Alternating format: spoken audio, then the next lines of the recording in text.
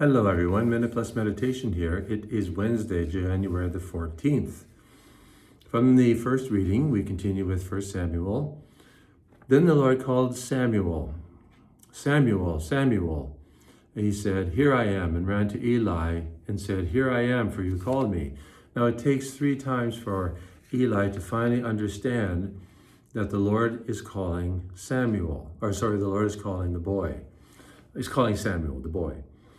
And then he gives him this famous response, which you and I should appropriate to ourselves for our own prayer life. Speak, Lord, your servant is listening. Speak, Lord, your servant is listening. We should offer that as a prayer to God. Lord, I ask you to speak to me, your servant is listening. But if you say that to God and he indicates something to you and you don't do it, then don't expect it to happen again. It might, but if you ask God, speak, Lord, your servant is listening, you need to be willing, predisposed to respond, to do what the Lord is asking of you. You may have to discern whether it's from the Lord or you, but you have to be willing to discern, to be active about it. That's really important. And all Israel from Daniel to Beersheba knew that Samuel was a trustworthy prophet of the Lord. Samuel will tell the hard truths. He'll tell them right to Eli's face, right? He has to. So Samuel is not somebody who shies away. Even though he finds it difficult, he will not shy away from speaking hard truths to people, as Eli will find out very quickly. And you and I should not be adverse, even though we're tempted to not speak the hard truths, to speak them when they need to be spoken. Okay, over to the gospel.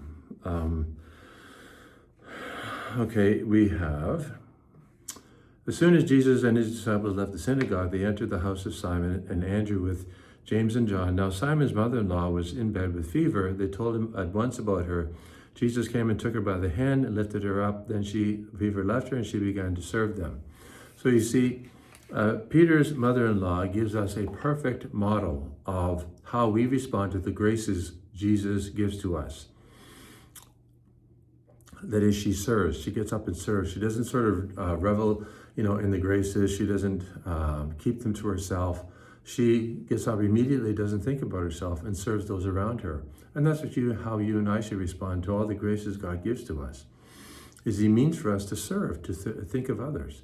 And when you do this, you and I will be blessed beyond our comprehension if we serve for the right reasons. And that is because we're so grateful that God has been good to us that we want to serve others around us.